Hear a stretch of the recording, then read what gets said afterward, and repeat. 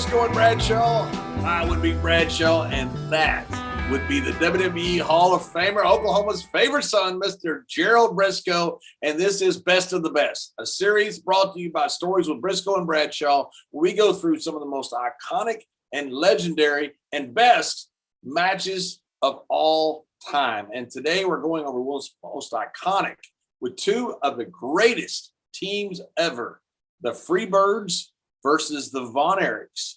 Texas Stadium, the David Von Erich Memorial, 1984. This is going to be a good one, Mr. Brisco. It certainly is, John, and correct me if I'm wrong, but this is kind of the feud that kind of brought a young John Layfield, got piqued his interest in professional wrestling and wanted to be one of those Freebirds with the long stringy hair and all that stuff. But then you were growing up in Texas right at the right time, man. You know, I was off work and making a living somewhere because I'm a couple of years older than you. But, you know, we kept hearing this noise coming out of Texas. Man, you guys ought to see the Von Erich boys. You guys got to see the Freebird boys. We heard all the noise coming out of there, and we started hearing these magic numbers coming out of there. And, of course, having Atlanta TV, they wanted to be on it. So we had people make phone calls, and pretty soon we saw what the excitement was all about. And this right here, unfortunately, it's a David Von Erich Memorial, and that means we lost to David. But man, what a great six-man. And this is kind of the origination of the six-man matches, you know. And they did this because Michael Hayes had to get in, and the best thing Michael Hayes had going for him was he had a full head of long blonde hair, and he could do the moonwalk, you know. But he also had Terry Gordy and Buddy Roberts to be his policeman there. And man, what a combination when they hooked up with these young kids in Texas Stadium. Take us away, John.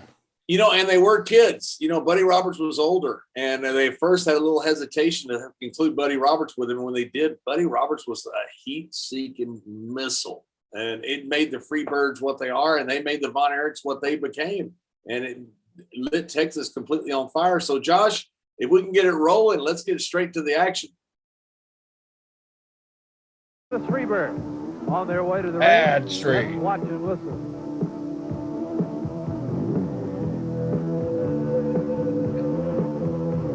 Who we listening to here on commentary here, John? Bill Mercer. And Bill Mercer man, he was fantastic. You know, I grew up listening to Bill Mercer, but he had that voice, that distinctive voice, you know, like Lance Russell or Gordon Soley. And I put him in that category as well because, man, he called some iconic matches, and he was terrific on the microphone. Look at this entrance here, the bad street. Look at Michael out there strutting his stuff.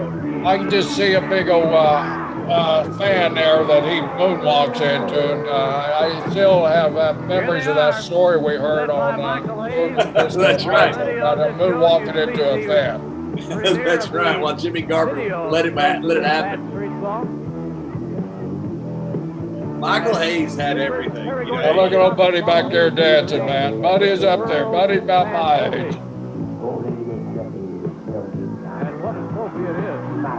You know, I traveled with Kerry some in Texas, and it was like traveling, I would guess, with Elvis. He was so popular everywhere he went. And he was just in this humble attitude about him. He always saying, hello. Michael's always about movement in his matches. He's always moving around, always trying to get the crowd involved in the match. Michael knew show business before show business hit wrestling. And here comes the Von Erichs out. The old man there. I mean, I would never had the pleasure of being in the ring with him one-on-one. But I was on a tour to Japan with him and sat next to him on the train just about every day and got into his mind and everything. And he kept telling me about his boys coming up. And these guys weren't just professional wrestlers. Every one of these boys was great high school athletes and collegiate athletes. They had some high school records that state of Texas that will forever be broken, correct? Yeah, you know, Kevin Carey was a 6'2" or 6'4" high jumper. He was so good. He he broke the Southwest Conference record that his dad held in the discus. I mean, these guys all were fantastic collegiate athletes. And man, you talk about owning Texas. These guys own Texas. I mean, owned it. To this day, people talk about the Von Erichs and the Freebirds. Look at Fritz, man. He was a working sucker boy. Yeah. And he's a big man too. Fritz, people don't realize the size of Fritz. Fritz was a huge, huge man.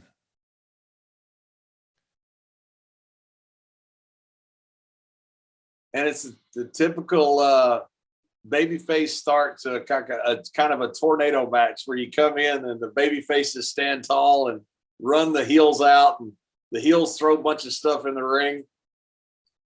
Yeah, and people wonder why such a hot start in the beginning. Well, you know, this match just wasn't thrown together. This is the combination of a great rivalry and a great feud and a buildup. That's the reason they got 50,000 people plus in this arena. I love it when Mercer says, we've got the largest attendance record ever in the history of professional wrestling here tonight. I can't put a figure on it, but we have it.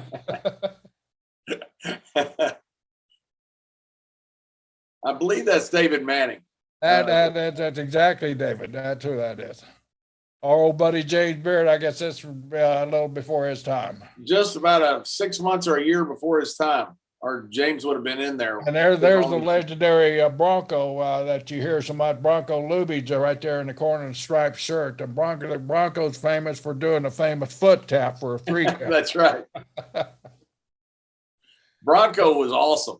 I got to see Bronco so many times. He was just, when he walked in the dressing room, it's kind of like Arnie Scollin walking in the dressing room in the garden. You know, it just, you knew this guy was somebody important. Bronco was one of the first guys to bench like 500. Bronco really? Was, wow. Yeah, Bronco was a strong guy, big, strong guy, and a fairly tough guy. I think he was a great wrestler, a great manager, one of the first managers. You talk about a big man too. I was fortunate enough to share the ring with him a couple of times, and man, he had a presence about him. Like he said, when he walked in, you knew this wasn't no ordinary big dude. You knew this guy had something carrying. And the action gets right into Buddy Roberts, man.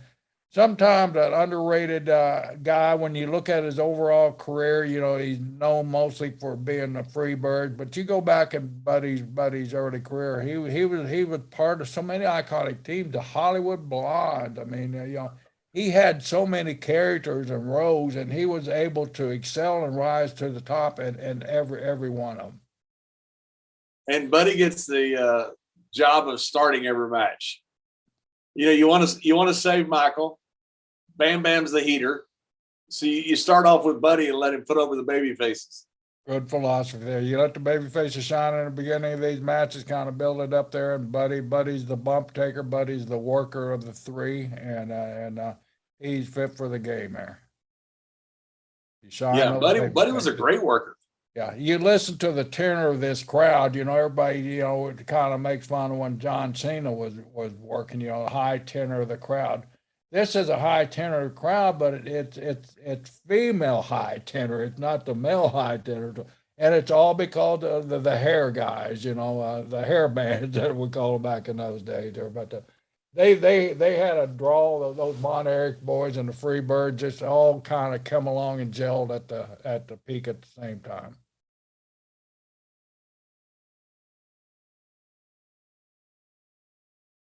Here comes the daddy. Yeah. Michael Smart, man, put the boss over, right? That's right. He's the booker too. Yeah. You go right to him, man. I'll take the biggest bump in the world for you. Fritz was notorious for being snug. Oh, amen on that. I heard a lot of stories about that. Even in Japan, you know, those Japanese guys that were stiff, it was always fun to watch them go out and massacre some of those guys. Fritz played a little pro ball. Yeah. Hell, he was at SMU all conference. He was a Southwest Conference football player too. Yeah, and held the discus record at Southwest Conference until his son Kerry broke it. Yeah, I had 2 sport lettermen out there, man. That was a hell of a conference to the old Southwest Conference. They had some great football and great track and field. You know, clear the ring there, you know, and the old man, give the old man a chance to catch his breath. Put his belt back on. Yeah, if you tuck his shirt back in. Because he realized once he took his belt off, he needed it to keep his pants up. Yeah. You know, because normally you never put your belt back on. You know, you look at him, as soon as he took his belt off, he realized he had to keep his pants up. You know, you talk about Fritz, though. I mean, the Von Erich boys, it was like a street fight. I mean, those guys loved it snug. Yeah. They'd punch you and kick you, but they liked it the same way in return. You know, exactly. You know, they just liked a physical match. Texas was like that, you know, and it mainly was because of the Von Erichs and the Freebirds.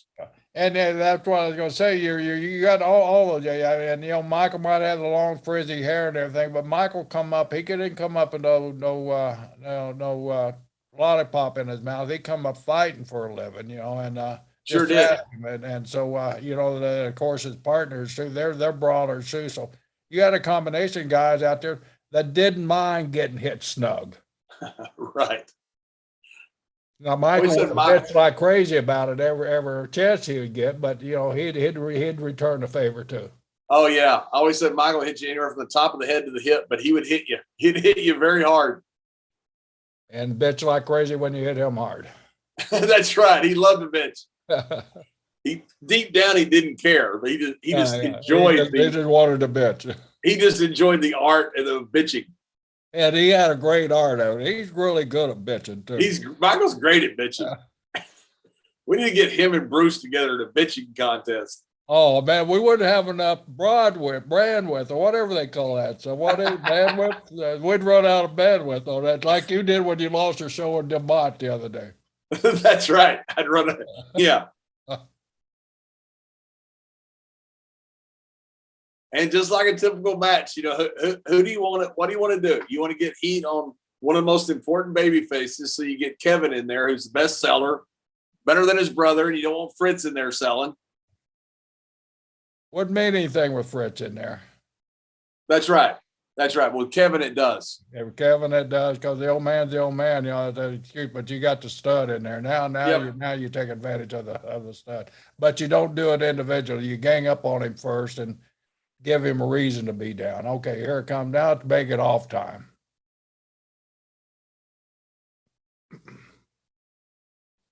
Those old hammer chops, they were heavy chop from what I saw too.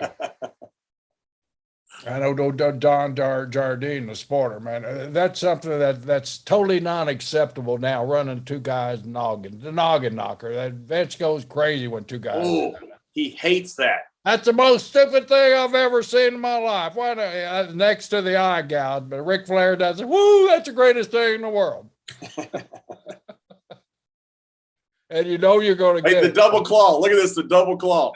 Now, ladies and gentlemen, this claw here is a Von Erich claw. There's different versions of the claw. And the Von Erich claw, you can do two. I heard a story one time, and I forgot who it was by, but Fred to beat the guy with the claw, then put the other hand on, and then was looking to put the claw on with his foot. I've heard the same story.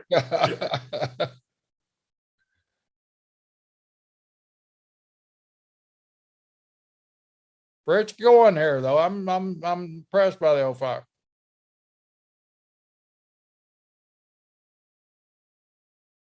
Michael was a good salesman. Man, you get Michael down and sell, and he would sell like crazy. Michael could just flat work. And Michael was people give him a hard time about it. He could work. He could work. And Michael just had that entertainment aspect, like I said before, entertainment. And he knew how to get the people up. Look at the people here now. I mean, these people are going nuts for these Von Erichs. Kerry's wrestling Flair later in the night for the championship. That's why he's not a part of this match. And man, those guys were so over. It's just hard to believe, you know, unless you've seen people, you know, like a Tommy Rich or a Ricky Morton or a Stone Cold or a Rock or something. I mean, guys get over in these territories. It's unbelievable. When you're a part of that, I mean, we've been blessed to be a part of so many guys just busting open and busting the doors down, and ladies too now. But it's such a special feeling, and we're hearing that applause. I mean, for somebody, it just reverberates down. You love to be a part of it. You love that feeling, and you're so proud of the guys that are receiving it. Here comes the crazy melee at the end. Here comes security making an appearance. The other heels coming out. Babyface is standing tall. Give him a little extra. Now, who is that? Is that the Mongol, or who is that? Oh, that's the Mongol, yeah. Somper. Or it's Archie. Is it Archie? I think it's either Archie or Kendo, Nagasaki. It could have been Kendo. I think it's Kendo. Yeah. Could have been Kendo. Kendo lived in Dallas. Did he? Yeah, probably Kendo. Mr. Sakurada, we always knew him as working name Kendo Nagasaki. Yeah, we Wonderful guy, had a lot of heat. Yeah, we had him down here in Florida, and he had one of those blood feuds with Dusty, and man, it was brutal. That was a great thing about the old days. You exchange talents so much. You get to go out and experience a little bit in the Midwest and Southwest with Texas wrestling, or go up to Kansas City. You get some of those guys down here, and just get the experience of mixing the styles. And because it was work, and it was a business, but man, every different territory had their own style and own pace of working, and it was so good and refreshing to get a little nip of somebody else's style. Yeah, and it's almost like it was a different genre. Even you had the styles of, say, Europe and Japan, Mexico, Puerto Rico, Memphis, Texas, the Carolinas. I mean, it was so different in so different places. It was weird how you have different people are all wrestling fans, but in different places they like different types of wrestling. Yeah. And up north, they're famous for big guys that punch and kick, but that's what they liked. Then you had tag team territories. You had smaller territories of guys would work and high fly. It was crazy to see how many different ways wrestling was received. Yeah, you're absolutely right with that. Some of the side, like you say, that it was really, really great being here in Florida, because everybody wants to come to Florida, in the wintertime when it's cold up north. So we get the influx of the Minnesota guys, we get the Northeastern guys, we get the Southwest, we get the Midwest, all coming down, 2 or 3 shots, during the vacation, so they could write their trip off his business. Right. Eddie was always happy to oblige him, because he was getting a major superstar without paying transportation, and all.